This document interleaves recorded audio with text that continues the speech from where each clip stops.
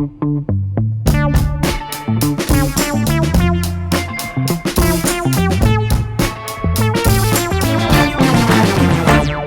guys, and welcome back to Uneducated, the show where we feel dumb so you don't have to. I'm your host, Cammie Scott, and today I am joined by, well, I'm going to be a little bit biased here. Go on. The world's greatest writer, been my favorite writer for 5+ years. One of the most remarkable people I've ever met, my girlfriend, Taryn Arnold. That's so cute, honey. Welcome to the show, Hi. babe. Hi. Hi to all of you and just you. Hi. Hi, can I have a kiss? Yeah. Cute. You excited? I'm very excited. It's going to be a big boy. It is a big boy. So if you guys tuned in to last week's episode, you know that I don't know a lot about religion. This is very true. Specifically Christianity, I would say. Do you know about others? Well, I did take a religions course in college, which we've quickly kind of glossed over Christianity. It was really focused on other things. Or maybe what a biased teacher you had. Maybe it was like selective hearing that I just didn't listen to that. I don't know much. I've gone to church a handful of times on like Easter, Christmas. Well, I actually taught a Bible study like 3 years in a row, like a whole week in the summer. What are you talking about? I had to How have we never talked about this? I don't know. I had to have 10 years of community service, or 10 years. 10, that was crazy. I became a pastor. I baptized some people. I'm a fucking nun. You just didn't know. Nuns can't She don't swear, act can like a they? Whoa. Sorry. No, it's okay. You can say what you want. No, I had to do 10 hours of community service for school. It's like every year, that's what we did in high school. Yeah. And my friend's mom worked at a church. She like ran the band. So, or Cool. whatever it's called there. Yeah. And yeah, so my best friend and I volunteered. There's no like, you needed to know anything. No, I guess not. We had like arts and crafts. It was just like, Cool. I don't know. That's super I like surprising. made sure the kids got from like building to building or like ran around outside. I was a glorified babysitter. You were, that makes way more sense. But it was Bible school, summer Bible school. I'm sure they met God through you. Yeah. That sounds so perverted if that tells you anything of what I think about church. Anyways, I'm really excited about this because we haven't really delved too deep into the religion conversation. Yeah. And it's something I know you've really wanted to do, and I've kind of been hesitant to have this conversation. So I am kind of learning with all of you today and kind of hearing a lot of these stories, well, some of these stories for the first time. Wait, what makes you hesitant? At which it's true. Like even in our just when the cameras are off, In our home. in our home, even if religion comes up, you shy away or shut down pretty quickly. Like you want to just move right on. Totally. What is it that does that for you? If you guys didn't know, Taryn also has a podcast, which is why she is flipping the script. Oh, no, sorry. And I just think that's useful. Of course it is. You're just doing such a good job that you're like, why is that?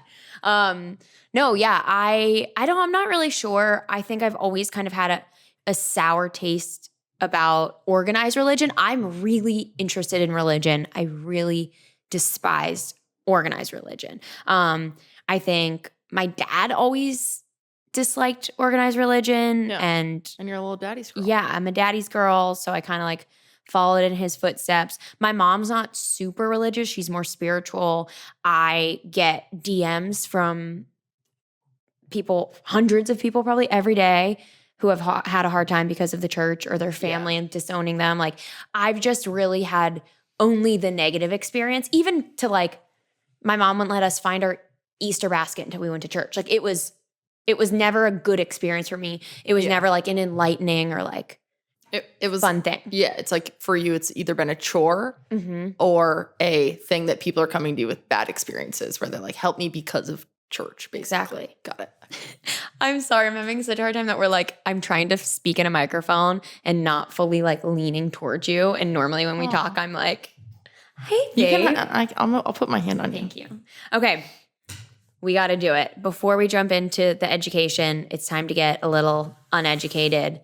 and do the trivia question. Let's do it. Fun fact about Taryn, she is fucking amazing at trivia. It's like This her won't be it. superpower.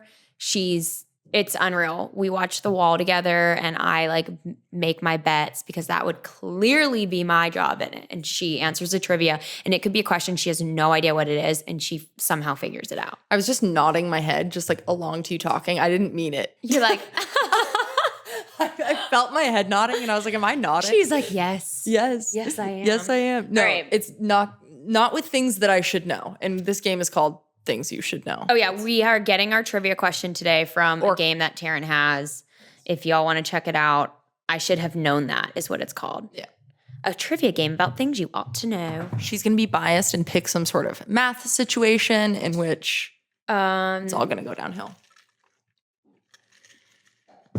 Hit me, babe. Okay. I'm just trying to find something that's relatively interesting. She's finding Okay. one that she knows. Okay, go ahead. I actually don't know this, but I bet this is one that you are going to somehow figure out. What is the fourth largest city in the U.S.? Okay, I want to like reason through this. Wait, but I largest don't by population? It doesn't say. Ooh. It just says largest city. That's hard. Let's guess. I'm going to it's say population. physically largest, I think. I think they would have said populated. Oh. Largest city. Largest city. God, that's so Maybe hard. it's Dallas. Okay. Or Denver. Is Denver big? Okay. I got my answer, I guess. I don't want to like go through it because I want to help you.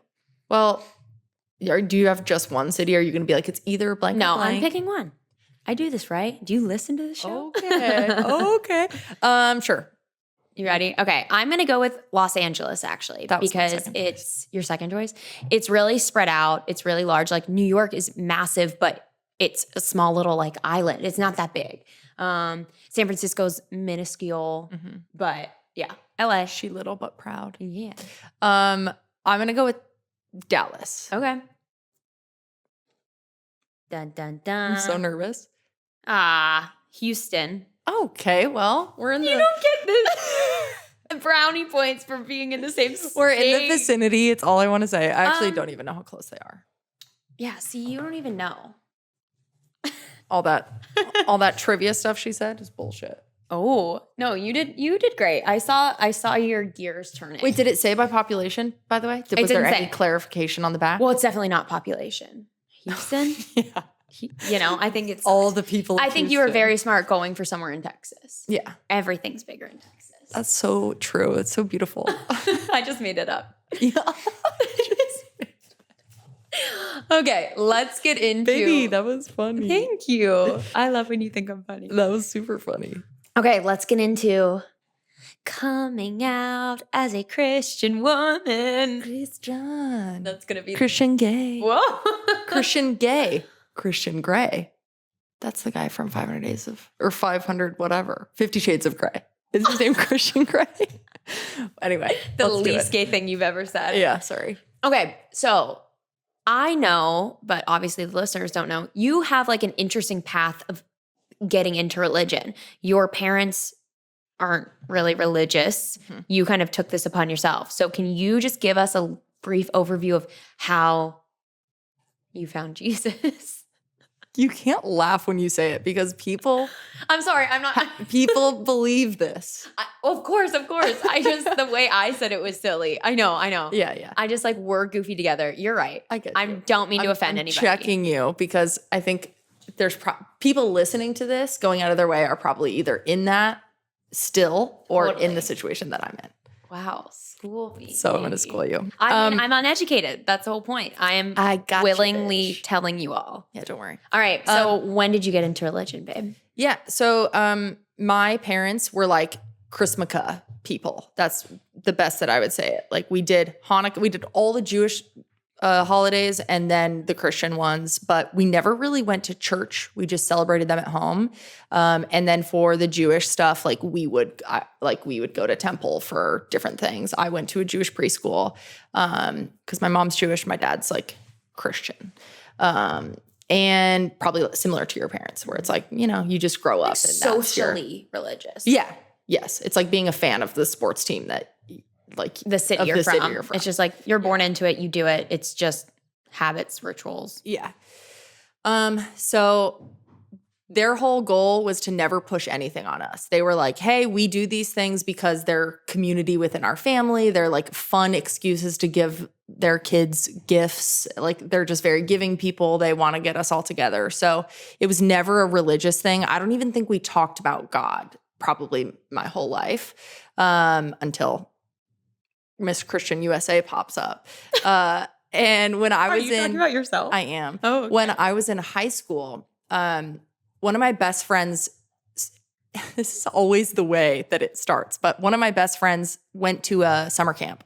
And it's always these summer camps that like convert people because they're so fun. Yeah, you're like flying off tubes in the water and you're like, oh my God, we stayed up so late and we slept on a houseboat, whatever. And then being taught how to be a good person.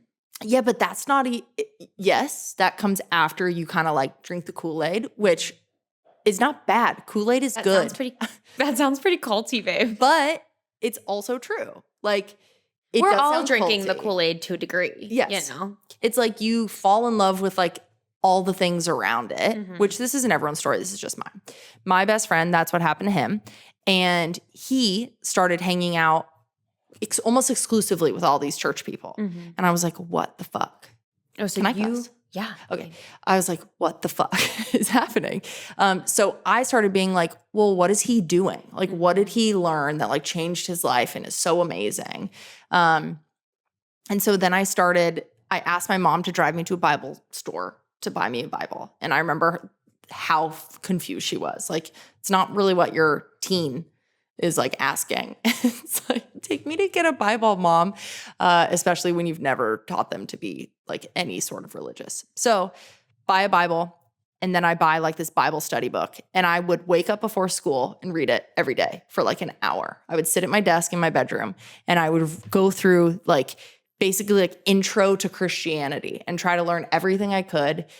Obviously, I ended up believing it, started to go to church with him and then that whole group, and then, been a little Christian ever since. But one part that I think is really interesting is my mom is similar to Cammie in that she's super open-minded, but that means she's closed-minded towards people that are closed-minded is, I guess, the best way to say it. It'll make sense. Yeah. And when I accepted Jesus, which is like you say a prayer that means that you've become a Christian. Oh. You have to like say a certain prayer, basically. Oh, I didn't know that. That acknowledges this. I said the prayer. I accepted Jesus. And then I slipped a note under my parents' bedroom door. And I was like, hey, just so you know, I'm changed. This is so backwards. You came out as Christian. As Christian. Yeah. Christian Grey. It all comes back.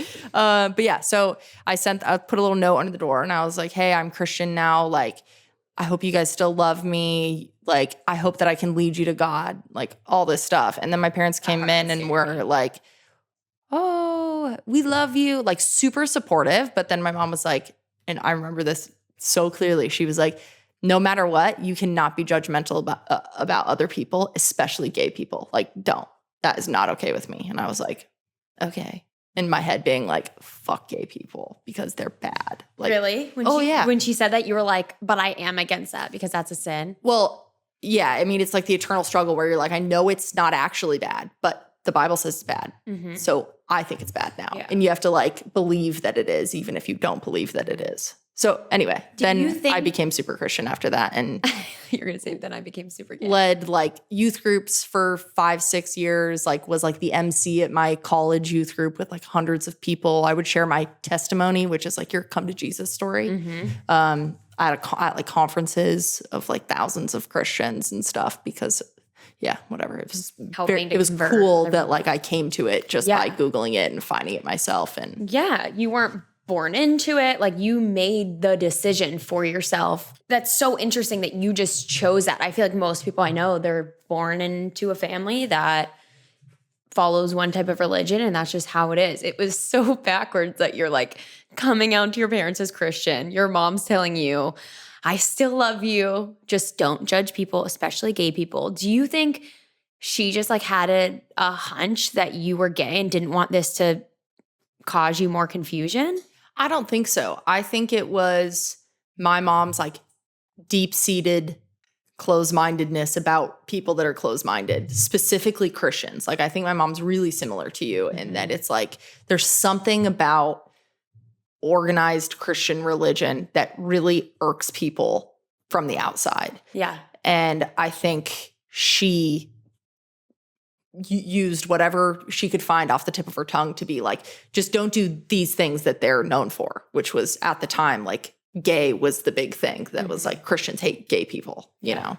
Okay, so you come out as Christian in high school. Yeah. You're going to church, you're doing all the things. It's so funny. It's so your personality to like want to be involved, want to be a leader, want to like make sure you're having fun and part of a little community. Yeah. Really, to me, it could have been anything and you would have kind of wanted to get behind it. Do you feel that way, or do you feel like you really, truly just believed in the religion itself?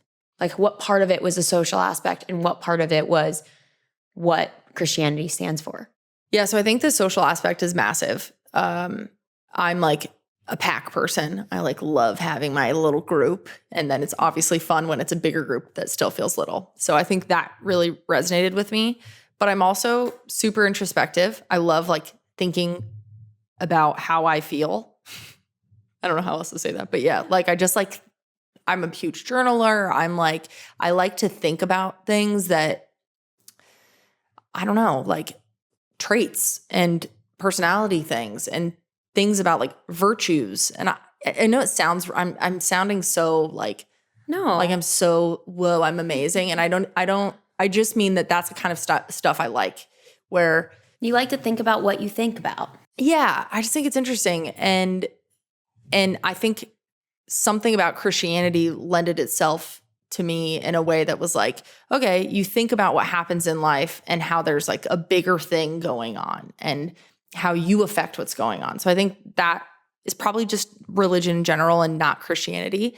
But I liked that the idea that Jesus went through everything he went through, died for your sins so that anything you did wrong was washed clean. Like that's, in my opinion, a really special thing about Christianity.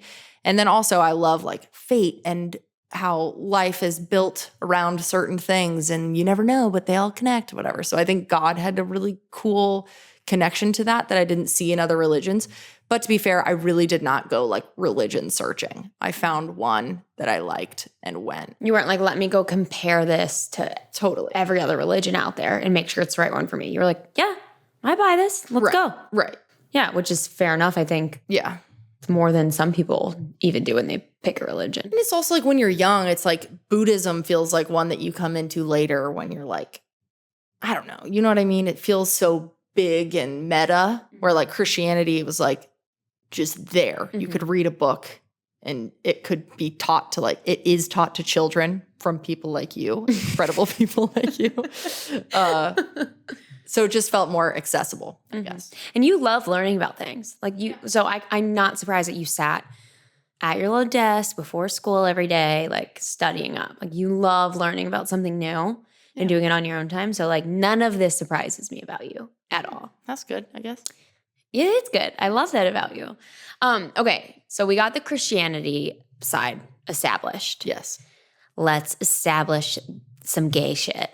Okay. When did we have our first inkling of I might like girls? With many people, you look back at all the things and you're like, oh. Yeah. All of that. Like my weird obsession with my camp counselors and people on my tennis team and like, you know, so ignoring all of those because I really didn't know in that moment. Yeah, not in hindsight, in moments. Yes. In moment was when I was in college.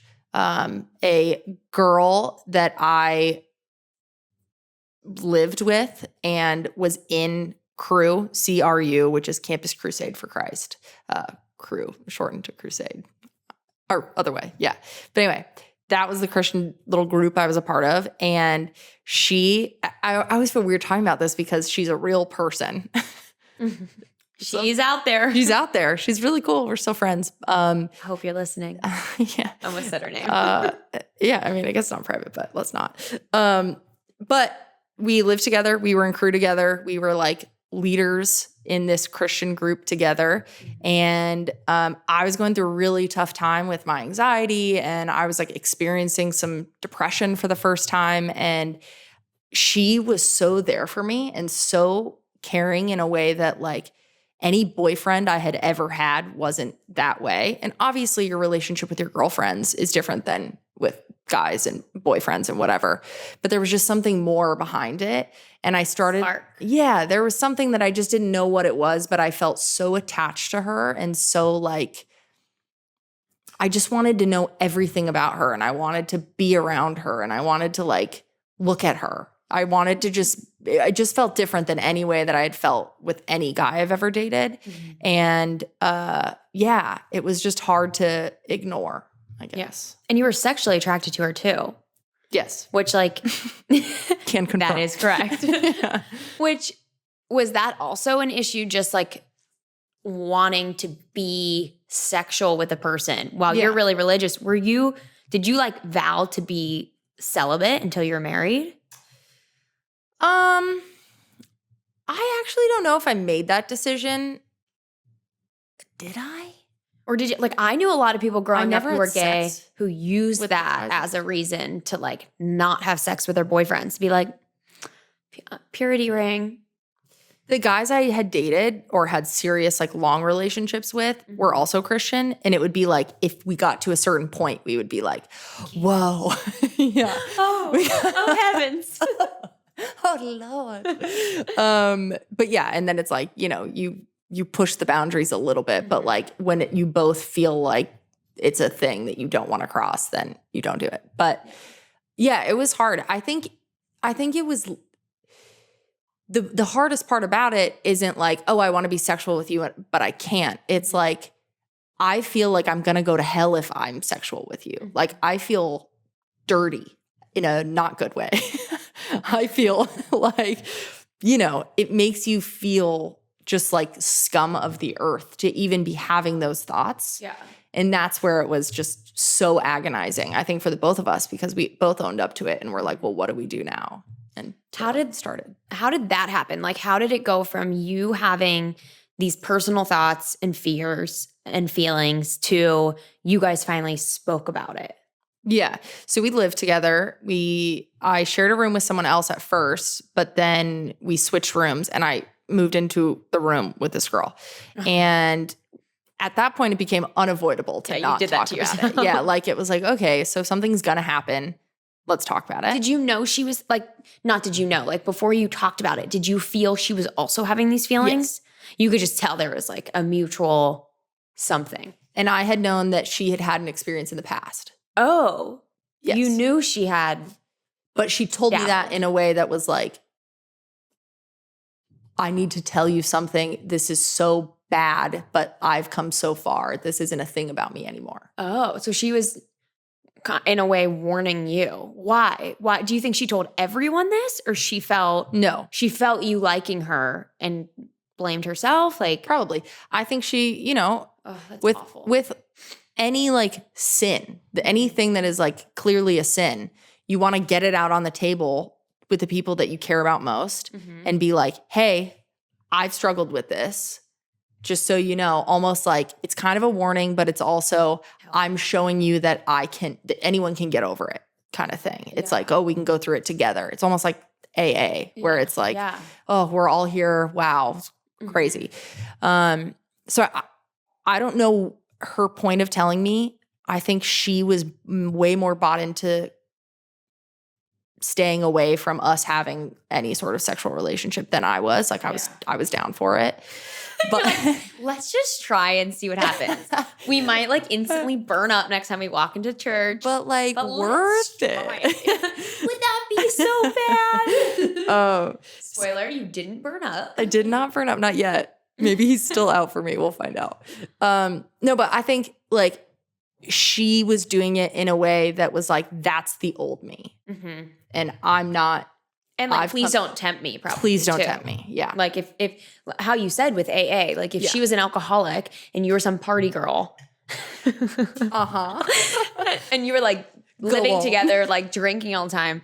I would assume like if I was an alcoholic, I would tell somebody that I was living with who was drinking all the time, like, please know this. Totally. To be aware. And maybe, and that's kind of how she felt probably, is what we're assuming. Yeah. I can't believe you guys haven't like talked about that more. Yeah. I mean, we have. But I mean, like, you don't know what she was thinking? Oh, yeah, no, I actually don't know in that moment what she was thinking. We never talked about that. So that's really weird. What was the moment that you guys finally had the conversation of you at least telling her that you had these feelings? How did that go down? So what's funny... She's smirking. It's gonna be sexual.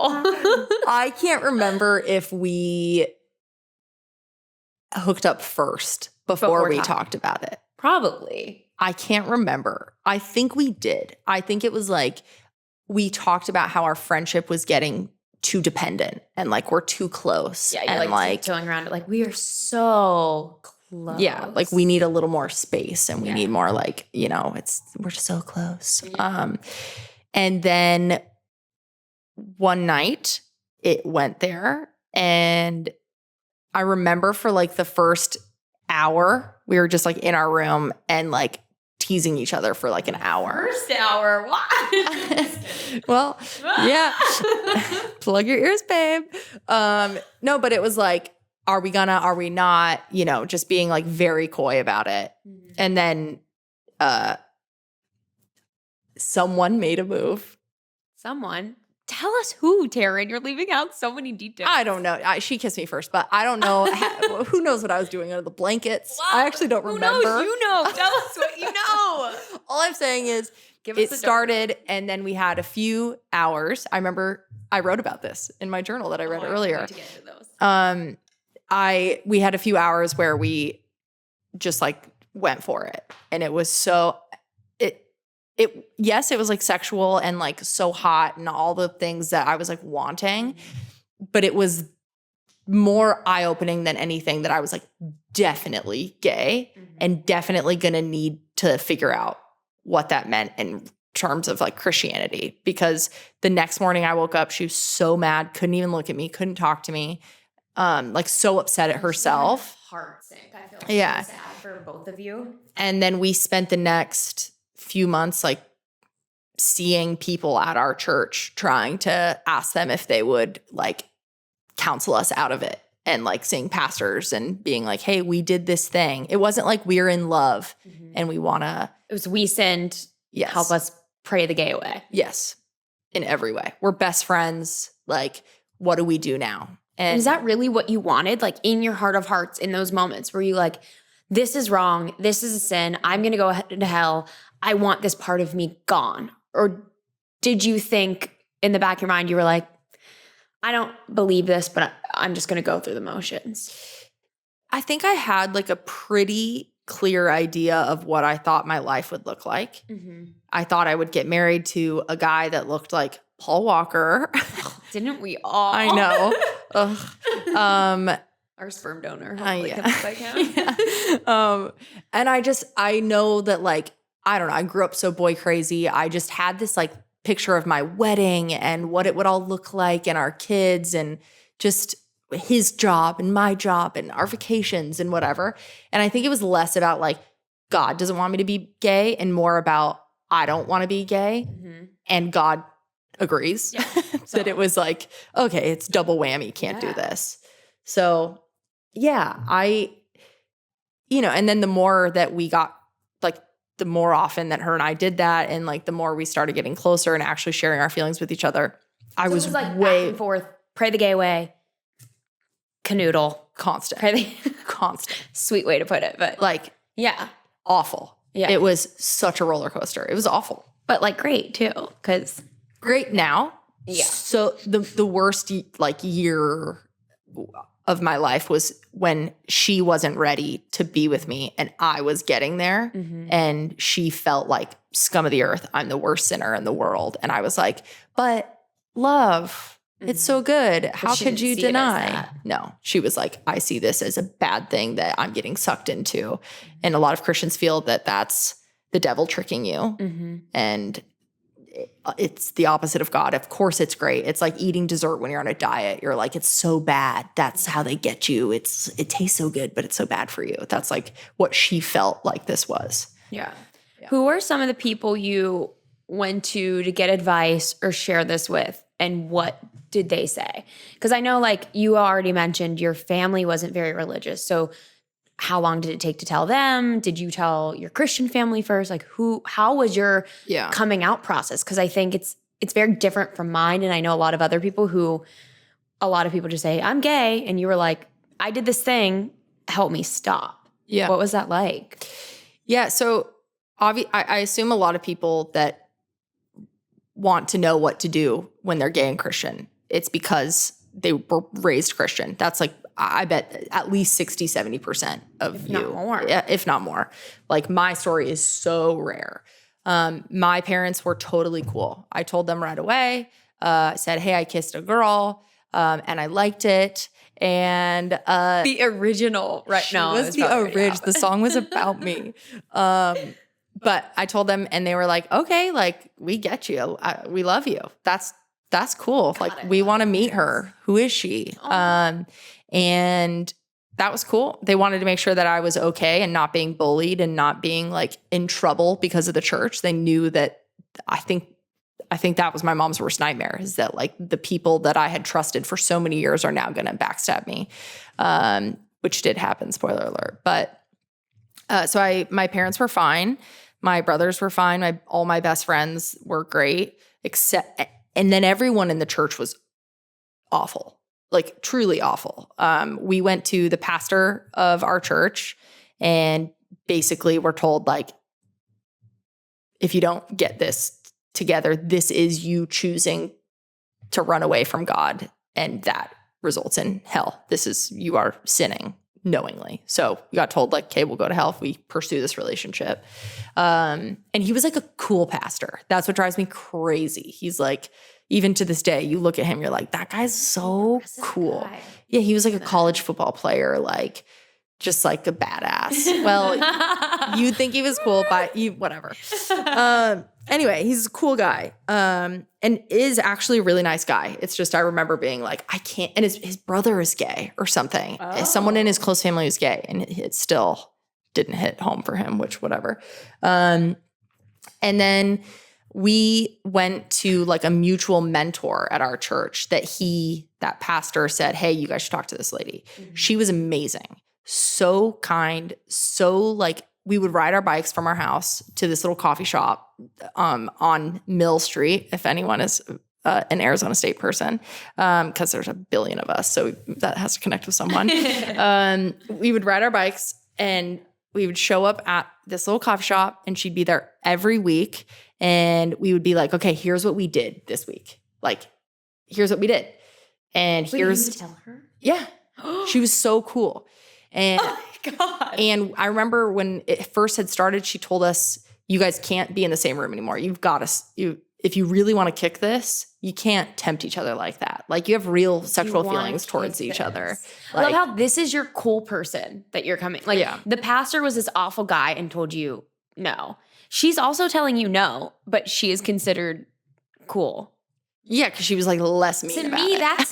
That's the opposite of cool. But, well, we'll, I'm sure, get into that whole bit later. But, and then the last person that I went to like really consistently was another like woman mentor at another church that is amazing. We've talked since. She's such a great person. And I spent the most of my time with her, like, actually debating what the Bible said about being gay, and if it meant that, if that was outdated, if those verses actually meant what they said.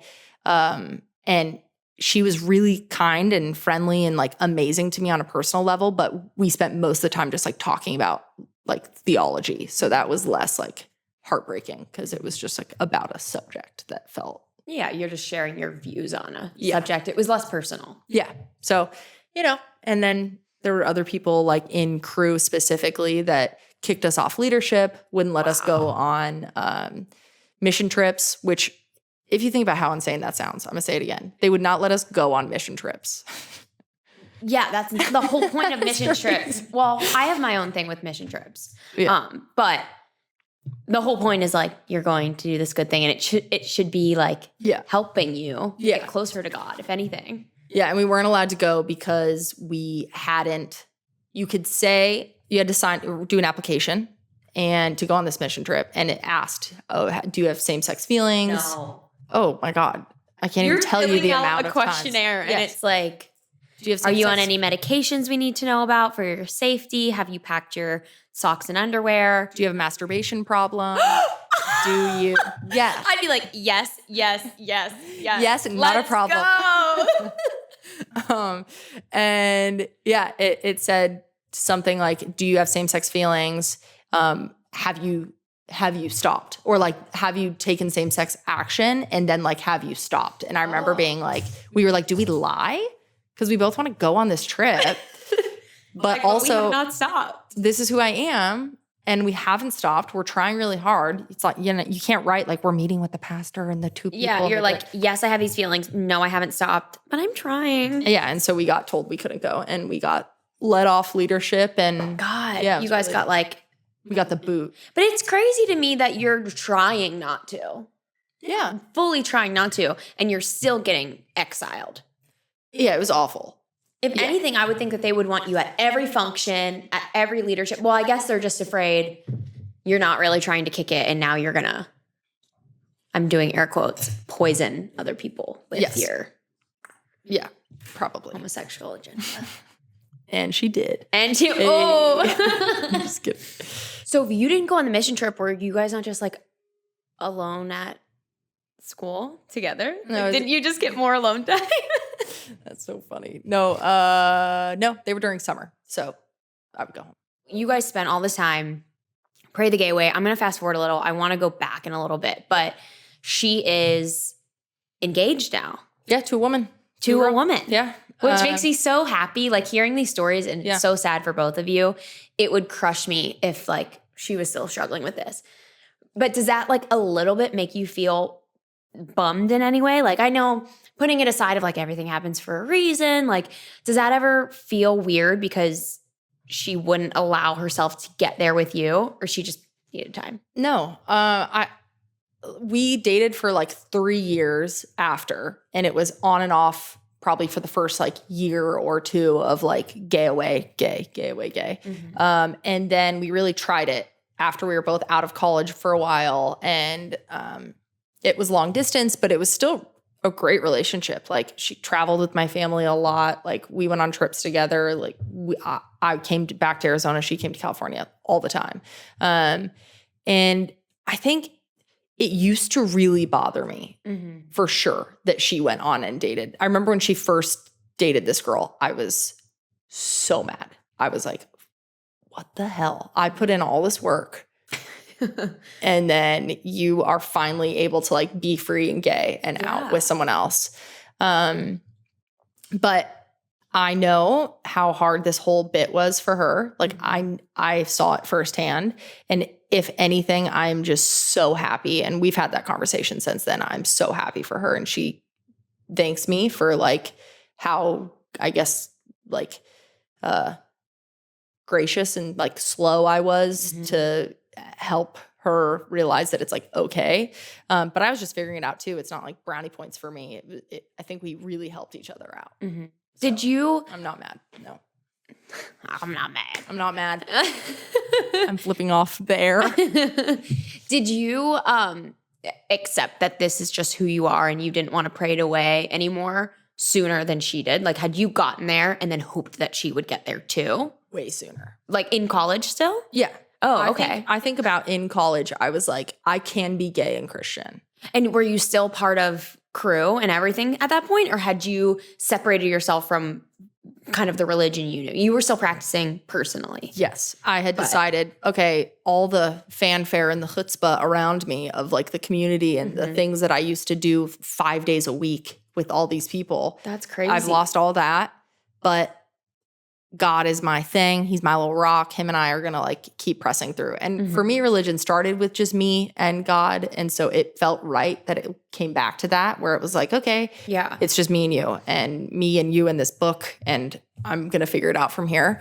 And that's taken its own turn since then. But yeah, I got there really fast because I think my grip on religion, I've just always been like, well, I'll make it what I want it to be because that's all I did. It wasn't ingrained in me. It wasn't like my parents were telling me to do a certain thing, or I could just drop it when I wanted to, even though it really meant a lot to me.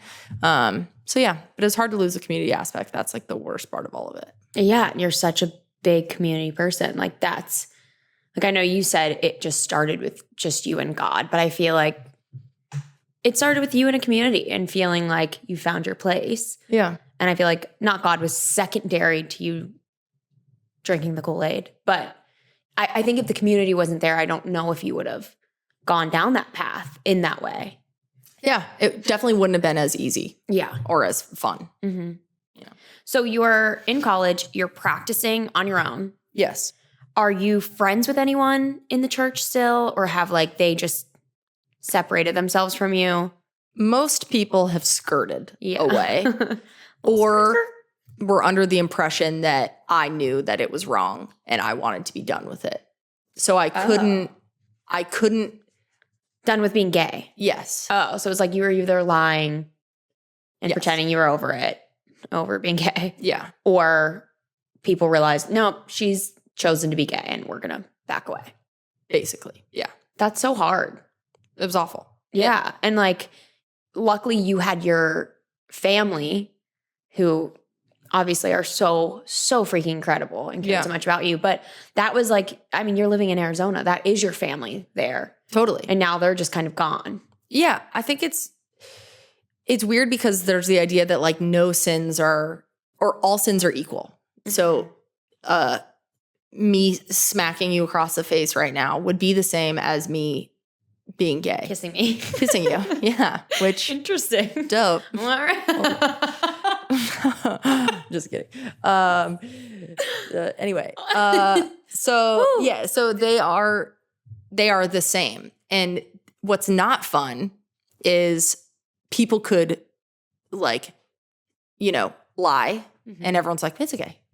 People could do whatever and it's like, it's okay. But because I did this one thing and I'm still struggling through it, I was like painted as this like sinner. It's like you're damaged goods now in the church. And I was really mad at people for a very, very long time because I was like, how could you? Like, if you zoom out, this isn't a big deal. Like, at the end of the day, I'm trying to be with someone that I love. That seems like a pretty holy situation. Like, I just like this person. I want to provide for them. I want to be there for them. The same thing that you want to do with like your little Sally Christian, whatever, is what I want to do with another girl. And that's okay. But it took me a while to realize that this is people's worldview. You have to be patient. Like, and I know this is what kind of drives you crazy a little bit, is that you're like, well, how could that be their worldview? Yeah, I feel like my opinion is, I get that you are told something's a sin, but you kind of touched on it before, like all sins are weighted the same way. From my experience, they're not. I have read parts of the Bible that say like, you can't touch a woman on her period. And that happens and no one cares at all. I've also read things of like where homosexuality isn't actually talked about in the Bible. It's pedophilia, which is extremely different and not related whatsoever.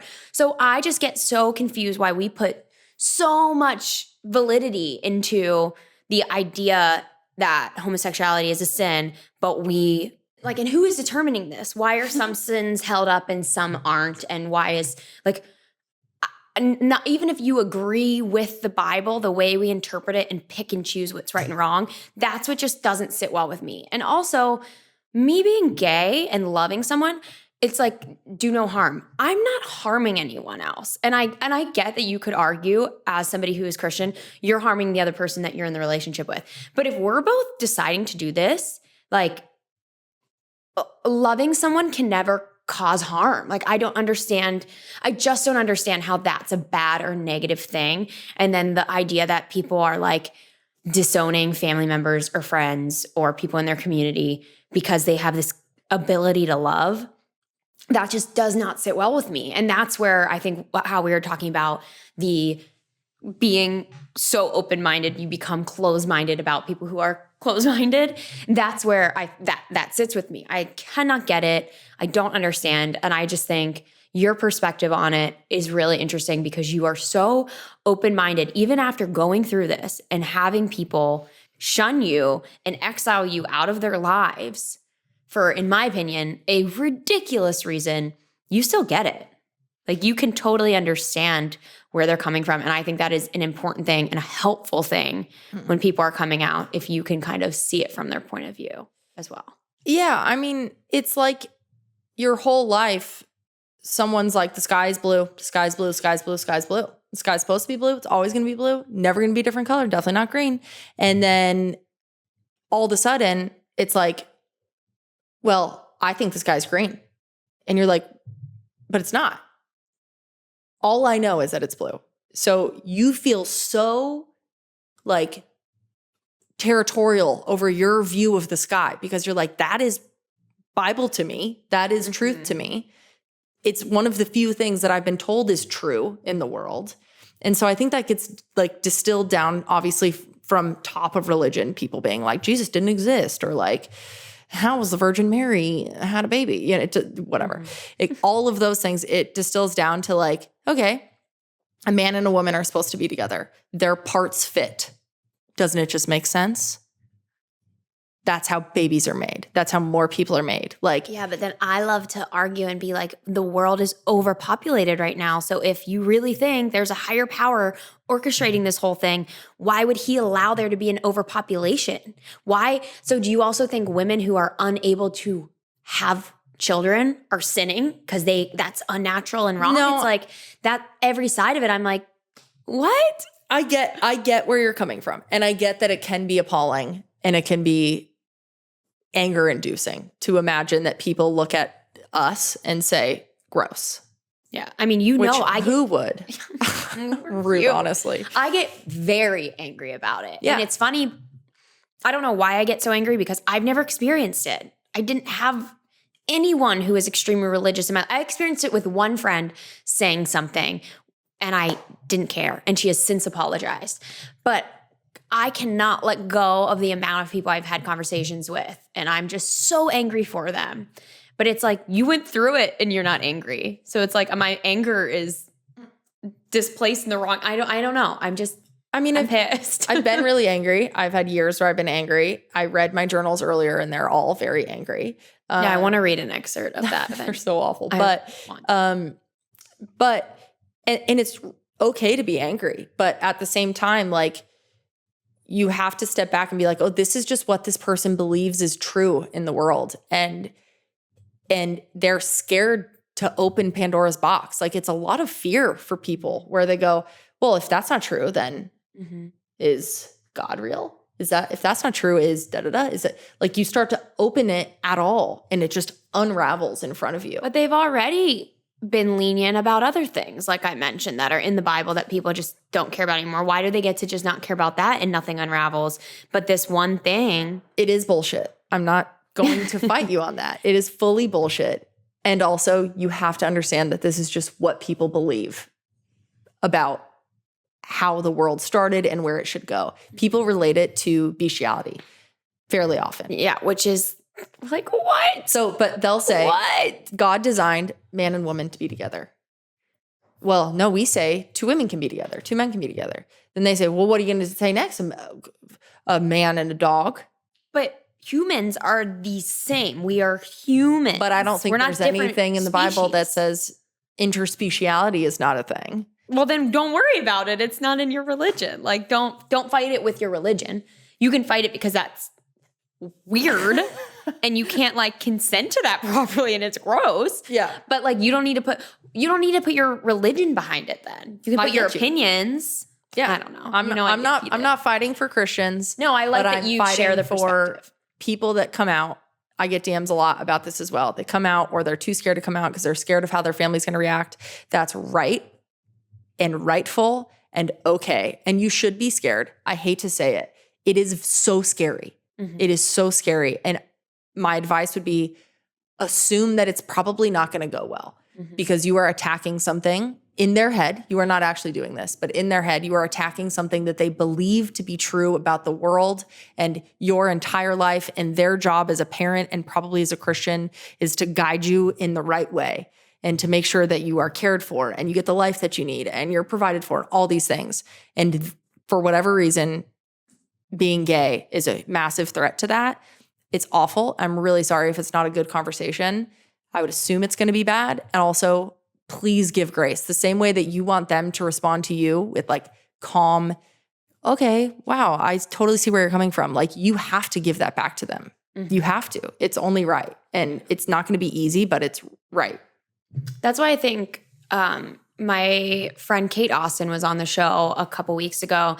And that's why I think her story is so important because it's basically worst case scenario for a lot of people. Like you said, expect the worst. Yeah. I think that it might be a hard thing to hear, but if you could be prepared for that and go into it that way, that can help you. And hearing stories like Kate's where her worst case scenario happened and she is thriving. Yeah, she still has a hard time. Yeah, it's really difficult with her parents, but she has a really great life. And I think that's really inspirational. So with that said, how do you recommend people coming out to the Christian people in their lives? Like, how do you go about this to prepare for the worst, but hopefully get the best? Yeah, what I would recommend, which is probably not always doable, but if you know how you feel about yourself being gay, if you feel that it's okay for you to be gay, lead with that confidence. Like, I think that's really important because a lot of people, when they're coming out to people, especially in the Christian world, they're kind of confessing it. Like, it's like this, like, That's what you did. Here's my pile of shit and help me with it. Whereas if you can go, hey, I really think I like girls and I'm really excited and I'm nervous to tell you because I know that you probably have different opinions than I do. But I'm really excited for me and like my life. And I just want to tell you, and I'm open to hear what you think, but like, please be fragile with me. Like, be gentle, you know? I think that's probably a really good way to go about it. Even if you don't feel that, even if you're like, fake it till you fuck make it, baby. yeah. Even if you're like, fuck off. Like, you shouldn't have anything to say about this. Yeah.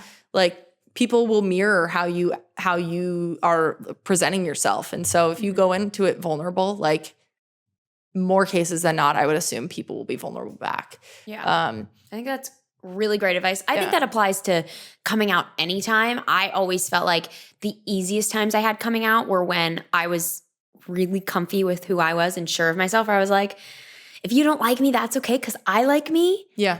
Which obviously is not always the case. And I think the hardest times in my life were when I wasn't out and wasn't feeling good in myself. And I think if I came out a little sooner and saw the support from people, I would have felt comfier in myself sooner. But like it's a journey for every person. I think if you're Christian and coming out to Christians, you have like insider info.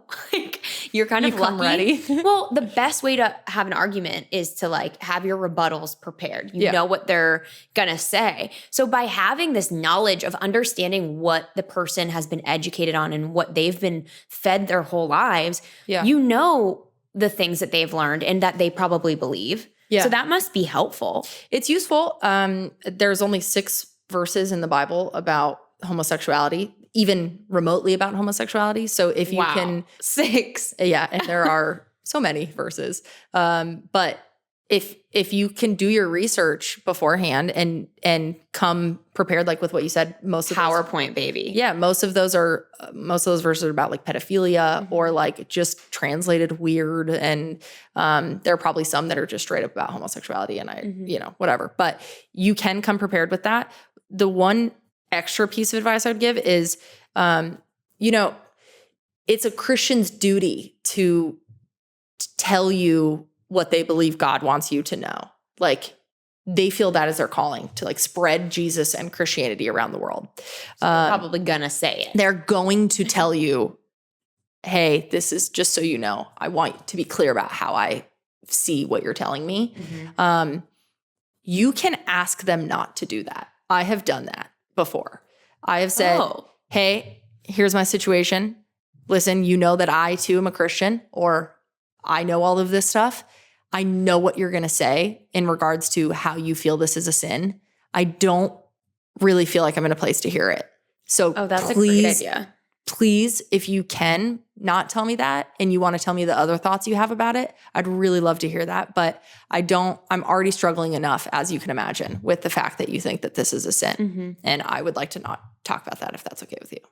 I like that approach because I think if you're dealing with somebody who is respectful and understanding and loves you, they can hear that. And then I think we say stuff off the cusp where I imagine you're telling a parent or somebody in your church about this. They want to quickly be like, no, this is bad. Don't want to even give you a second to keep thinking about these thoughts. Don't know how long you've had them.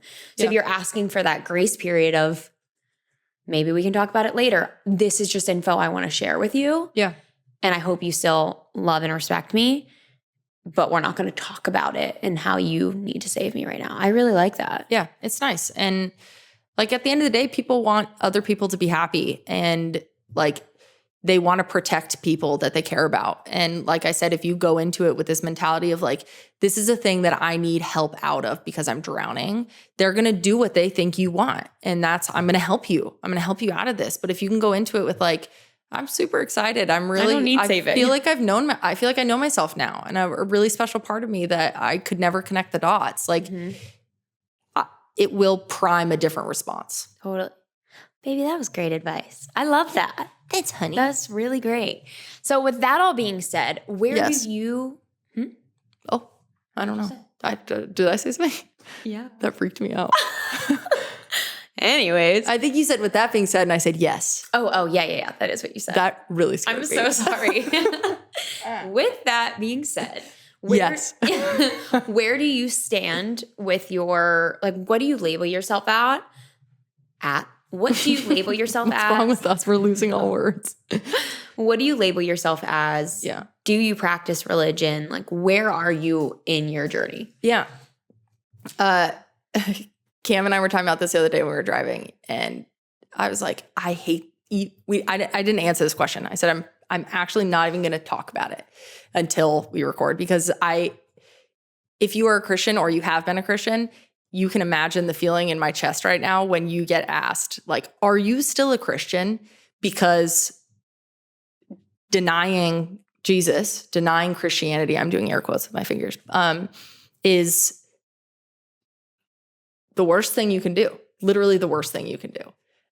You go to hell, right? In terms of Christianity. Do you believe that? So here's the thing. The best way that I can answer where I'm at with my faith right now is, do I believe that God exists? A God? Yes. Do I believe that Jesus walked the earth and did miracles? Yes. Do I believe that you have to believe that Jesus died for your sins to go to heaven? No, because you don't believe that. And I don't believe you're going to go to hell. And my mom doesn't believe that. I don't believe a lot of it. Yes, but even if you boil it down to the basic, you're a Christian if you believe. So backing up for 1 second, most people say, oh yeah, I'm Christian. Like, yeah, I'm Christian. I'm Catholic. I'm da-da-da-da. They're talking about it from a completely different standpoint than what it really means to be a Christian. Most people think Christian, or a lot of people can just say, oh yeah, I was raised Christian. I got baptized. I went to communion. I did all the whatever. Yes, sure. You're some type of Christian. But Christian, the definition of a Christian is someone that believes that Jesus died for their sins and truly with their heart believes that, accepts Jesus as their savior, believes that he's the only savior that there's ever been, and will go to heaven because of that, and uses the rest of their time on earth to help other people see that.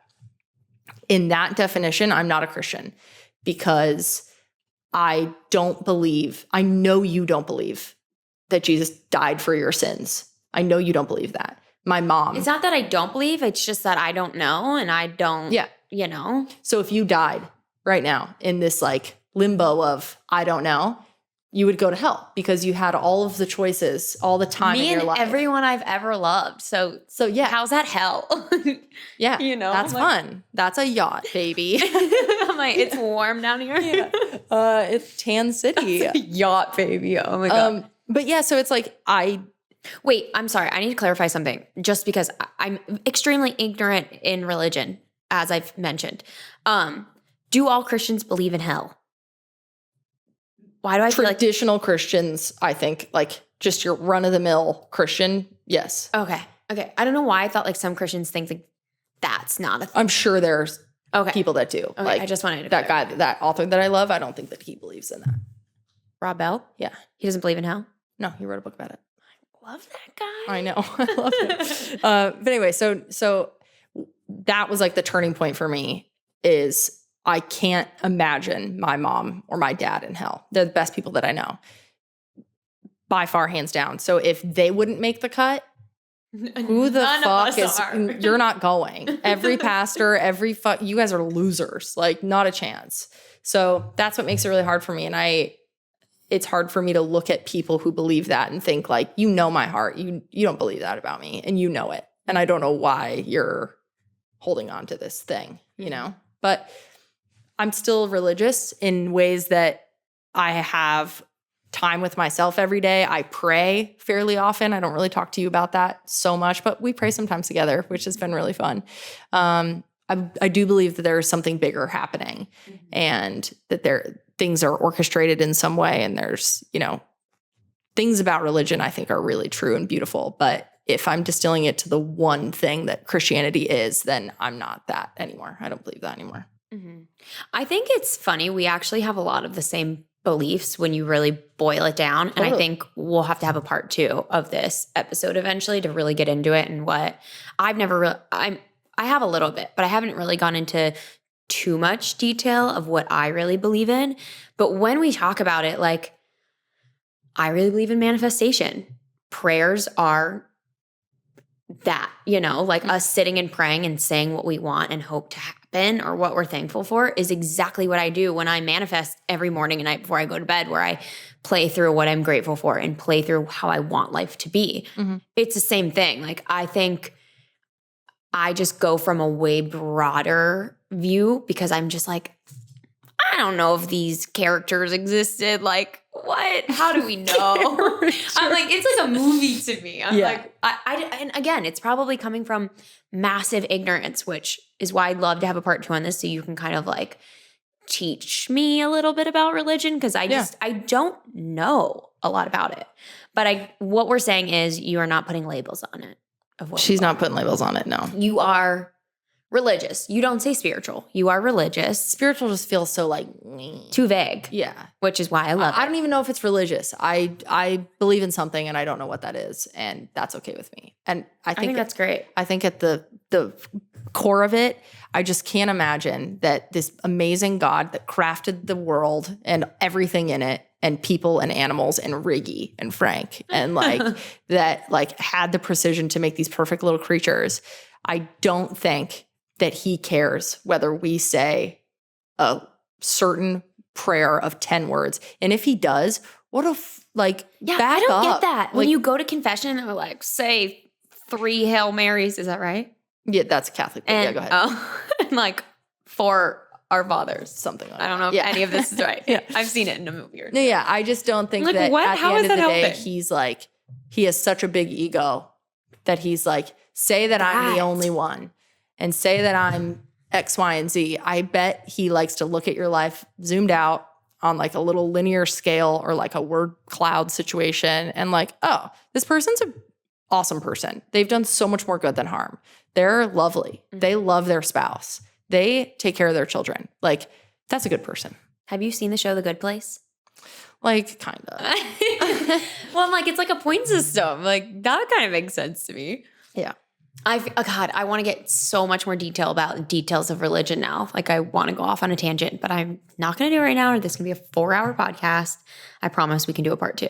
Cool. I'm going to see if we have any audience questions that I haven't already touched base on. Lovely. Because, whoa, y'all came out to play for this episode. We were very very excited about it. So this viewer says, I'm gay and religious. I get criticism about how these two can go together. How should I respond? And I'm assuming you get criticism sort of on both sides of this as well. Yeah, I think from the gay community side, my experience is that people are generally open-minded and understanding if you talk about it in a way that is like spiritually or whatever, like you understand me from that aspect. Mm-hmm. It's like when we get into the nitty-gritty that you're like, what the hell? Mm-hmm. But I think, I don't know, I imagine the Christian side is probably the more spooky side. And to that, I would go back to what we said earlier, like, know your shit. There's so much out there now of people going through why it's okay to be gay and Christian at the same time. Like there are full gay churches. Mm-hmm. There are like, I've been to them. They're amazing. Like there are places for you. And people are so afraid to like ditch the like friends that they've had for a long time or like cut people out of your life. At some point, if somebody is not serving you to like a core deep level of you, snip, like sip, go, sip, bitch, get out of here. Like it's okay. It's okay. Mm-hmm. The same way in a company that you like promote and fire people, your life is like your company. It's like I'm gonna I'm over it. Fire like, them. Yeah, you're not Get doing it. You're not doing the job that I need you to do as my friend or my whatever.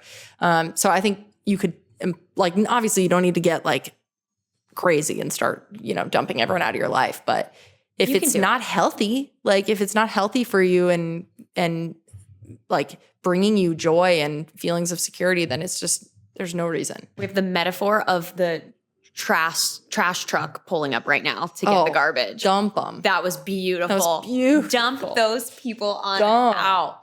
You mentioned that there's so many resources for people who are both gay and Christian. There's churches. Do you have any specifics of those resources? I know a lot of people were asking for specific resources. So you know what? I was actually going to do a post with everything that I know of all this stuff. Okay, self-promo. Google.com. I'm just kidding. Yeah, but I am going to do that. That's amazing. Yeah, because there's so much stuff out there. What I will say is Rob Bell is my favorite person in the world. I actually don't even know if he's gay affirming. Like, actually don't know. We watched one, like, was it a Netflix? It was on YouTube. Yeah. He does a tour. He does like speaking tours. I loved it. I will say that blindly without knowing much detail about him and what his beliefs are. I cannot imagine that man not being gay affirming. Yeah. And I will be both shocked and appalled if he is not. Sick. I will be so sick over it. But why I choose him is for a lot of people that are out of the church community and miss thinking about things like that. He does such a cool job of talking about religion in a way that is like weird and funny and like just not, he'll talk about a Bible verse in a way that just makes you think like, oh, this is a book. So relatable. That's and like applies it to your life where I feel like the few times I've been to church, again, not a lot of experience. I've just been like, what are they yammering on about? And you're funny, babe. And I feel like I can picture you just like looking around like, what the fuck? Put on Schitt's Creek. Honestly, sign me up. But yeah, like I love the way he really breaks it down where you don't even feel like you're being taught something that's in the Bible. He applies it to your real life in such a relatable, honest way where I'm like, yeah, I love this lesson. And I love the idea of like thinking about how to be a better person. And I know you've mentioned wanting to do like dinners with our friends where we have different topics of discussion. Like I love that so much. And I love that aspect that a lot of people get from religion. Yeah. It's not been my experience, but I would love to just have that without, this is going to sound crazy to a lot of people who are religious, but without the hate that comes with religion in my humble opinion. So humble. She's so humble. Yeah. I mean, that's like the thing. You either miss the community aspect of it or you miss the deep thinking about things that matter. And you know, have that. And you don't always want to talk about like politics and you don't want to talk about like big life, like, you know, things going on in the world. I feel like a lot of people to get deep talk about drama and like, because that's what they know. So they're like, oh, this thing happened. Let's talk about it. Instead of being like, how do you react when this happens? Or I don't know, Rob Bell like will bring up a random text that seems so insignificant and then make this huge lesson out of it. Yeah. And like I think a huge part of the way that I am now and like why I'm so curious and like whatever, any good parts of me, I think are due to obviously my amazing parents. But like as an adult, like during the formative years of my early 20s and like life, I was sitting around a table with other adults talking about like forgiveness and hope and what to do when you're anxious and depressed and where do you turn? Like the valuable lessons that you only get that in religion. Really, unless we need to it's make like, it normal to have that in our day-to-day. Totally. And doing it in a group, not something you do by yourself in your journal, which is also useful, but in this group mentality of like learning something that matters. No one does that, you know? Exactly. So anyway, I miss that. And I always talk about doing dinners with our friends because I think it would be so fun. It'd be so fun. Yeah. Taryn Arnold, you're amazing. Thanks, babe. I love you big time. I love you. Thank you so much for coming on. You mentioned that you are going to share posts sharing resources. Can you let the people know where to find you, projects you're working on? Plug that beautiful self, baby. Plug. Yeah. Probably the best place to go would be follow along on Instagram because that's where I post most of the things that I post from in other places. So it's at the Taryn Arnold, and that's TheTarynArnold.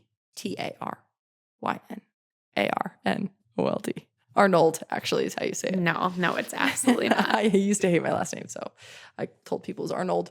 Yeah, and I link to my blog from there, and then I also have a newsletter where I send stuff like this out. Sometimes half-baked thoughts, but people like them, so I do it. They're incredible. I highly recommend signing up for the newsletter. Okay, if you are listening on audio, you are going to hear a special audio-only reading of part of Taryn's journal. If you are watching on YouTube, you're going to have to go over to the podcast app, Spotify, to hear this. This is a sad ending, babe. No, it could be whatever. It could be, I don't know. We'll see. Get ready for it. Again, thank you so much. I love you. I love you, babe. Get Give me a big uneducated. kiss. A big gay kiss. I love you. See you next week, guys. See you.